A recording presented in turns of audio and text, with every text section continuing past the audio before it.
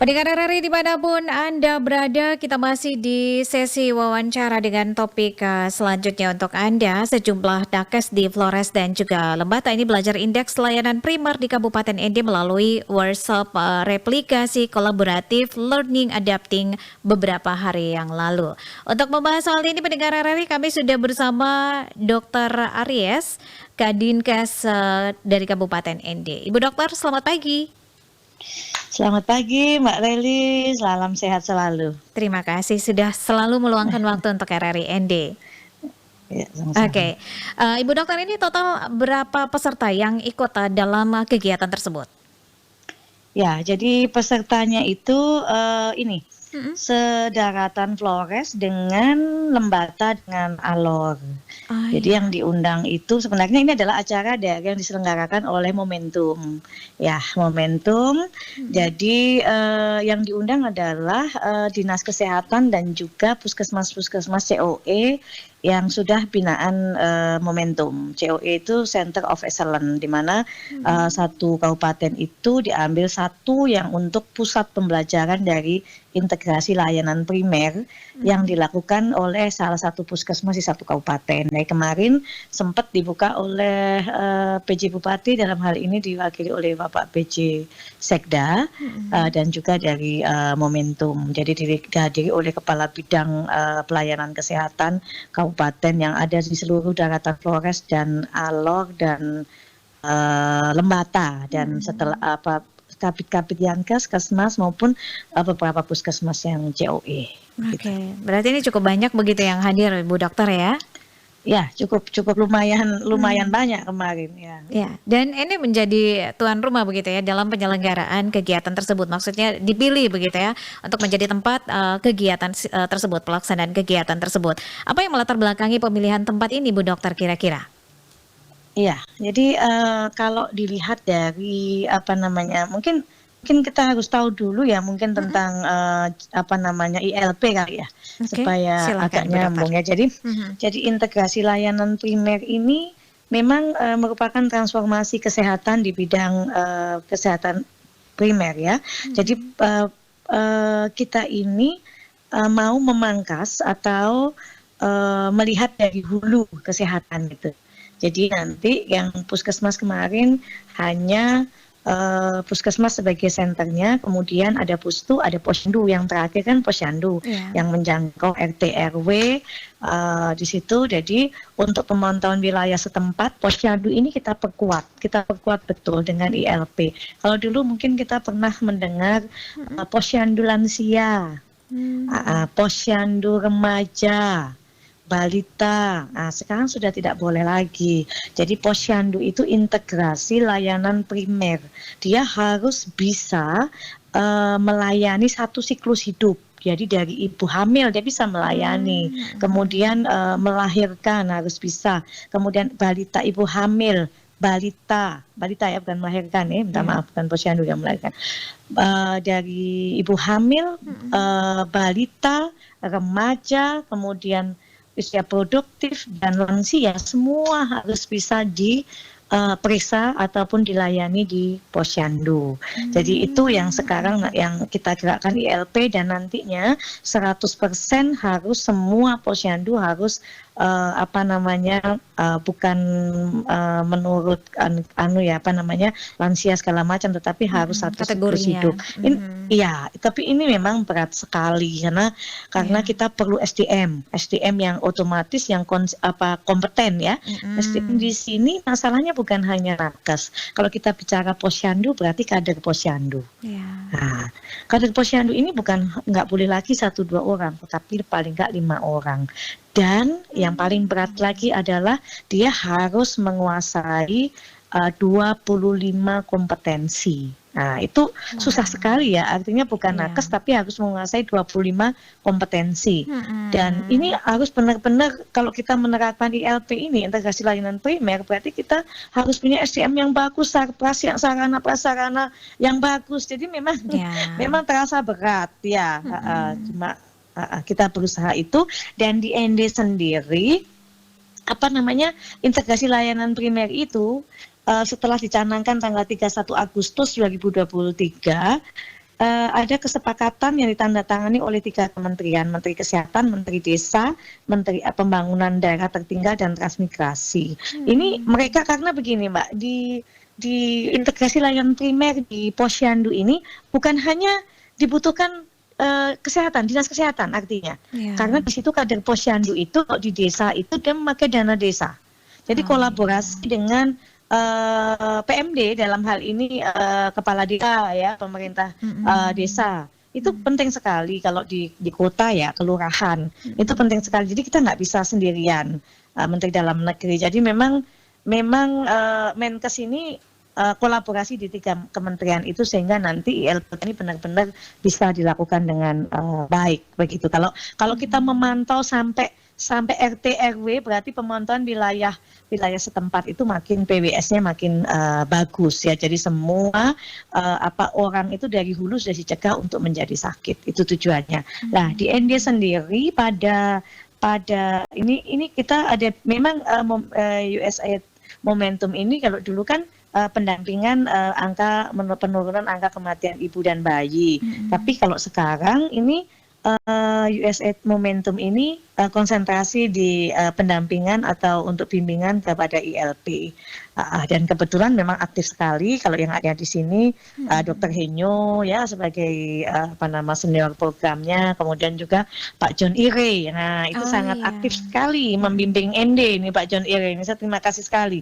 Ya, jadi momentum lewat Pak John Ire itu sangat membimbing sekali dan COE di ND ini Center of Excellence yang dipilih adalah Puskesmas Moni yang didampingi oleh momentum. Jadi itu yang dianggap bahwa dia mampu secara SDM, secara sarpras dan alhamdulillah dia bisa menjadi role modelnya di Flores ini. Begitu dan iya. Jadi kemarin juga pada HKN itu juga pada acara puncak Bapak mantan Bupati ND dulu sudah melonsing dan mencanangkan dukungan ILP ini di Kabupaten ND di hadapan Wakil Bupati, kemudian DPRD dan juga Forkompinca dan juga Kepala OPD dan juga seluruh puskesmas. Waktu itu kan kumpul HKN ya, waktu itu di Nangapanda, jadi ribuan orang beliau mendukung dan mencanangkan dan kemudian kami terus bergerak. Kemudian akhirnya kita 10 puskesmas pada Februari, tetapi sekarang pada 30 Juli 2024 ini kami sudah 26 puskesmas begitu yang melakukan ILP ini dan menurut dashboard ASDK Satu Sehat itu satu data itu memang pada tanggal 30 Juli ini ND tertinggi di dalam pengisian dashboard SK dan SOP dan dokumennya lengkap itu dan sekarang sudah lengkap memang 100%. Pada Juli kemarin kita memang tertinggi di wilayah yang didampingi oleh momentum begitu. Jadi capaian ILP Puskesmas pada ini tanggal 31 Juli ya, posisi 31 Juli ND memimpin di 92% ya, kemudian disusul oleh Nagekeo 89% dan yang ketiga yang tertinggi adalah Alor 26%. Nah, di situ ada Flotim, Lembata, Ngada, Mati, Manggarai dan Mabat. Jadi diharapkan workshop kemarin adalah sharing, kemudian apa yang perlu diperbaiki, apa saran-sarannya dan juga atas bimbingan dari momentum. Jadi kita akan bergerak bersama. Oke, berarti di ND ini sudah cukup banyak puskesmas yang sudah menggunakan integrasi pelayanan primer begitu Ibu Dokter ya? Ya, posyandunya ILP, ya integrasi layanan primer. Oke, sejauh ini tantangan-tantangan yang dihadapi seperti apa ini, Bu Dokter? Selain tadi disebutkan bahwa jumlah SDM-nya, kemudian sarana prasarananya, selain itu ada lagi kah Ibu Dokter? Ya, jadi sebenarnya kalau ILP ini kendalanya tidak ada ya. Jadi kalau untuk selain itu, tapi yang paling berat sebenarnya tetap di SDM-nya. Karena bagaimana kita bisa melayani terintegrasi pelayanan primer itu di sebuah posyandu. Posyandu itu kan perpanjangan tangan yang paling akhir di puskesmas ya, sampai menjangkau RT RW. Tentunya tantangan besar ini ada di kader posyandu. Nah, kader posyandu ini kita tahu bahwa kita harus membimbing ulang lagi, artinya 25 kompetensi bagaimana seorang kader posyandu yang notabene orang awam ya, orang awam Iya, yang kita didik betul. mengerti tentang kesehatan, Mhm, itu 25 kompetensi ini berat sekali karena dia mhm. salah satunya harus bisa mengenali kegawatan kegawatan ibu hamil, Mbak, ya. Iya, Berarti kan kita harus ngasih ini ya, pelatihan dan pelatihan ini betul. nggak gampang dan Mhm, tentunya juga membutuhkan dana dan tidak sedikit juga dana yang harus mhm. dengan seluruh puskesmas itu ya. Iya. Jadi keterampilan bayi dan balita misalnya, dia harus melakukan penyuluhan ASI eksklusif, MPASI, ya. Jadi bukan hanya kader posyandu ini menimbang-nimbang, tidak hanya Mhm. itu saja seperti dulu-dulu ya. Bahkan setelah tidak ada kegiatan, misalnya hari ini ada kegiatan posyandu, besok tidak ada kegiatan posyandu, di luar kegiatan posyandu mereka harus kunjungan rumah. Jadi memang Mmm. dibutuhkan konsisten sekali ini nih dan tentunya ini juga kita harus mempertimbangkan selain kemampuan juga mungkin kita harus berpikir tentang ininya ya, biaya operasionalnya juga. Namanya Mhm, juga melakukan kunjungan di rumah-rumah. Jadi kemarin mhm. kami juga berbicara dengan PMD di desa, apakah memungkinkan memakai dana-dana desa, ADD sesuai dengan Mhm. regulasinya. Jadi Oke. kami kemarin mencocokkan, misalnya, oh kader posyandu itu siapa ya tugas apa ini, misalnya honor atau apapun apa, itu dari mana misalnya begitu. Jadi kemudian, oh sarana prasarannya dinas kesehatan. Jadi tugasnya Mhm. kenapa 3 kementerian itu membuat kesepakatan, karena ILP sendiri tidak bisa berjalan tanpa dukungan dari desa Oke. ataupun kelurahan setempat. Itu yang namanya kita lintas sektor ya, Mhm, artinya kolaborasi begitu heeh, ya, Bu Dokter ya? kolaborasi ini, Mhm. komunikasi yang jelas intens kepada Mhm. puskesmas dengan desa. Jadi saya Desa. bilang sama kepala puskesmas bahwa Mmm. tidak bisa kita berjalan sendiri, desa berjalan sendiri, puskesmas berjalan sendiri, tidak bisa.